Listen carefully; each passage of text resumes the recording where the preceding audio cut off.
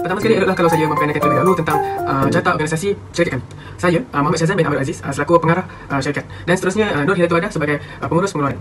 Dan pengurus pemasaran diterajui oleh Nur Amsyah dan Yunus Syabula sebagai engineer syarikat kami. Seterusnya, izinkan saya untuk menerangkan lebih lanjut mengenai misi dan visi syarikat. Misi pertama syarikat kami ialah untuk mengeluarkan produk teknologi hijau yang berkualiti tinggi. Keduanya untuk menyediakan platform kepada usahawan-usahawan muda untuk mencabarkan diri di dalam bidang teknologi hijau. Sekali besarlah impian kami untuk memelihara persekitaran tanpa berlakunya pencemaran. Visi syarikat kami pula adalah untuk menjadi peneraju produk teknologi hijau yang mampu bersaing sesuai dengan peredaran masa demi memelihara alam sekitar. Seterusnya, suka saya untuk berkongsi tentang logo syarikat kami, iaitu Green TZ. Seperti yang boleh dilihat pada slide, ini adalah logo syarikat kami. Dan moto syarikat kami adalah Go Green with Our Tech. Kita beralih pula kepada pengenalan produk. Seperti yang anda semua lihat, ini ialah produk kami, iaitu pasu yang menggunakan tenaga solar yang diberi nama Fluorpot. Fluorpot ni ialah produk teknologi hijau yang menggunakan tenaga cahaya matahari untuk menjana elektrik. Pasu bunga bersaiz sederhana ini didatangkan dengan 3 fungsi tambahan selain menjadi rumah kepada tanaman kecil anda, iaitu pengecas peranti elektronik dan lampu meja. Objektif pasu ini diinovasikan oleh kami untuk menggunakan sumber tenaga yang boleh diperolehi dan mesra alam. Selain itu, membina satu produk dengan pelbagai fungsi. Penyataan masalah ialah masalah yang ingin kami selesaikan dengan menggunakan produk kami. Jadi, pengguna mempunyai masalah dengan masalah menjimatkan elektrik. Kedua, pengguna terkesan dengan kesan rumah hijau yang akibat pembebasan gas karbon dioksida. Ketiga, pengguna memerlukan satu produk yang boleh memudahkan kerja seharian mereka. Terakhir sekali, pengguna menginginkan kualiti udara yang lebih baik. Seterusnya, ini adalah poster dari kumpulan kami. So, ini adalah poster untuk produk Fluorpot, iaitu pasu kami. Harga satu pasu kami ni berjumlah RM185. Jadi dekat warna biru tu, dekat bahagian pasu yang warna biru tu, itu adalah solar panel. Dan jenis solar panel yang kami pilih adalah perovskite. So dekat pasu tu juga akan ada tempat USB port jenis A. USB tu untuk proses pengecasan alat peranti, contohnya macam smartphone. Dan juga screen dan juga switch. Switch tu untuk on off lampu LED. Screen untuk paparan berapa peratus proses pengecasan tu sedang berlaku. So pasu kami ni bukan sahaja boleh tanam pokok, tapi pasu ni boleh charge phone ataupun apa-apa jenis alat peranti, dan juga boleh jadikan sebagai lampu. Tapi untuk 150 pembeli awal, kami ada promosi. Diorang akan dapat 2 jenis free gift, iaitu pot pad, pelapik pasu dan juga free USB cable. Kalau diorang masukkan kod GT Buyer semasa check out, diorang akan dapat harga diskaun daripada harga asal. Jadi boleh follow akaun Facebook dan juga Instagram Fluorpot Project, dan juga boleh layari laman web Green Taxi untuk dapatkan maklumat yang lebih lanjut. Nombor WhatsApp juga disertakan untuk sebarang pertanyaan. Okey, seterusnya ini adalah beberapa contoh produk yang telah pun wujud di pasaran. Okey, yang pertama untuk pasu Xiaomi ni, kalau perasan harga satu pasu diorang berjumlah RM285.67, iaitu jauh lebih mahal berbanding pasu Fluorpot kami. Sebab apa pasu Xiaomi ni mahal? Sebab pasu diorang ni dilengkapi dengan sistem pintar yang disambung kepada alat peranti pengguna yang mampu mengingatkan pengguna melalui aplikasi bahawa sudah tiba waktunya untuk menyiram tanaman. Tapi bagi Fluorpot kami menginovasikan pasu ni supaya ianya dapat melakukan penyiraman secara tersendiri, iaitu self watering system, dengan menggunakan tali kapas yang disambungkan dari tempat air kepada tempat tanaman. Sebab tu lapisan dalam pasu kami ni ada tempat yang berlubang untuk memasukkan tali kapas tersebut. Seterusnya untuk sunflower pot, harga diorang berjumlah RM62.13, iaitu jauh lebih murah berbanding Fluorpot. Sebab apa harga diorang murah? Sebab sunflower pot ni diorang mempunyai kapasiti bateri yang lebih kecil, iaitu 2500 mAh, dan fungsi diorang terhad pada satu fungsi sahaja, iaitu pengecasan. Tapi untuk Fluorpot kami mempunyai kapasiti bateri iaitu 10,000 mAh, di mana ianya mempunyai ruang yang lebih besar dan mampu bertahan jauh lebih lama berbanding sunflower pot. Dan Fluorpot ni juga bukan sahaja terhad kepada mengecas alat peranti, tapi juga boleh dijadikan sebagai lampu ketika malam. Jadi sebab tu harga untuk Fluorpot mahal sikit daripada harga untuk sunflower pot. Bagi Biolip Flower Pot ni, produk ni belum lagi wujud di pasaran, tapi idea produk ni mampu mengumpul dana sebanyak RM419,406 sebagai satu sokongan dalam merealisasikan idea ini menjadi kenyataan. Jadi jelas dekat sini menunjukkan bahawa terdapat sokongan yang positif terhadap produk berteknologi hijau daripada masyarakat. So ini membuktikan tiada masalah untuk Fluorpot ini menembusi pasaran.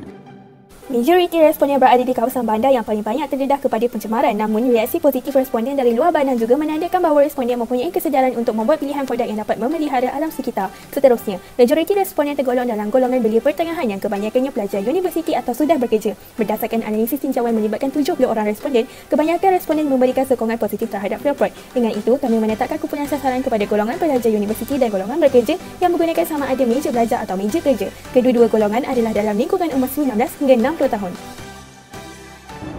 Mekanisme photovoltaik. Sel solar diperbuat daripada bahan semikonduktor.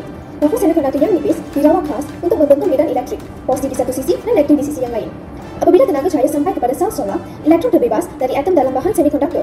Medan elektrik memerangkap elektron yang terbebas lalu menghasilkan arus elektrik. Sekiranya konduktor elektrik diletakkan pada sisi positif dan negatif, lingkar elektrik lengkap terbentuk. Tenaga elektrik yang terhasil boleh digunakan sebagai kuasa untuk menjana bebas seperti lampu dan peralatan elektrik yang lain.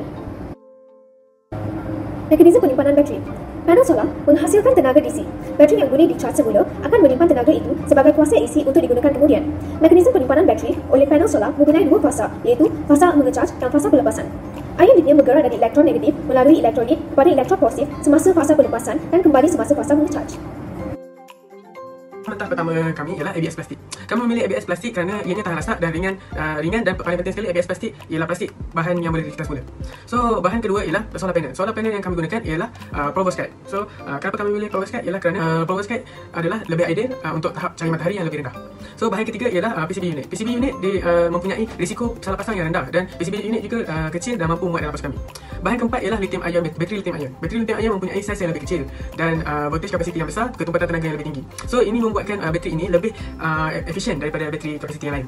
Yang kami gunakan kapasiti yang kami gunakan ialah 10,000 mAh. So bahan mentah yang terakhir adalah LED. LED jimat tenaga dari lampu lain dan juga bebas asal. LED juga mampu mempunyai jangka hayat yang lebih panjang. So kami menggunakan 1 watt untuk full pot kami. Okey, ini adalah reka bentuk produk kami. So keseluruhan ni, ini adalah bentuk macam mana bentuk pasu full pot kami ni. So pasu ni terbahagi kepada dua jenis bahagian. Satu bahagian dalam dan satu lagi bahagian luar yang ni. And then bahagian dalam ni, kita boleh lapisan pasu yang bahagian dalam ni boleh dikeluarkan untuk proses pembersihan. Dan kalau perasan ada macam bulat-bulat kecil ni dekat bahagian dalam, ini tempat untuk kita masukkan tali kapas tadi untuk self watering system. Okay, and then ini kami sertakan juga sekali 4 pandangan pasu full pot kami ni. Okay, so ni adalah bentuk yang kami telah pisahkan. Bahagian luar yang ni, bahagian dalam yang ini. So tinggi pasu kami full pot ni adalah 18 cm. And then untuk bahagian luar ni yang meliputi solar panel, ni USB port, skrin dan juga Swiss. Tinggi 3 cm ni, ini adalah tempat PCB yang saya nyatakan sebelum tadi. So dekat kawasan ni lah segala proses pematerian, soldering untuk segala jenis komponen elektronik dekat sini. And then tinggi 8.5 cm ni adalah tempat solar panel yang warna biru tadi. Dia duduk meliputi pasu ni lah, bukan dekat bahagian depan ni saja. Alright, seterusnya untuk bahagian dalam. Bahagian dalam simple je sebab dia just asingkan tempat pokok yang atas ni, dan yang 4 cm ni adalah tempat air, tempat yang boleh refill water. So bulat-bulat kecil ni adalah untuk tempat tali kapas. Nanti tali kapas tu dimasukkan dekat bulat-bulat ni lah supaya dia bersambung antara tempat air dan juga tempat pokok. Terusnya berikut merupakan skematik litar, circuit diagram untuk PCB unit yang terdapat dalam full pot kami. Teknik pemprosesan. Pelawak akan menjalani 3 proses, iaitu acuan suntikan, kimpanan tempat, dan pematerian. Dalam proses acuan suntikan, ABS akan dikeringkan selama 2 hingga 4 jam di bawah suhu 70 hingga 85 degree Celsius. Justru, suhu lebuh acuan suntikan adalah antara 220 hingga 260 dan suhu cetakan adalah antara 50 hingga 70 degree Celsius. Akhirnya, tekanan suntikan hidrolik adalah antara 40 hingga 140 megapascal. Di samping itu, 18,600 dan 50 lithium ion digunakan dalam kimpanan tempat. Maksimum bekalan voltage yang dapat diperolehi adalah 2 volt. Jumlah masa kimpalan adalah 1 hingga 2 kitaran dan maksimum daya kimpalan adalah 30 Newton. Akhirnya, pematerian. Tin silver copper digunakan untuk mematri semua wire. Jumlah kandungan flux pada hujung patri adalah 2 hingga 3%. Suhu hujung pematerian tanpa pelambang adalah 700 hingga 800 Fahrenheit.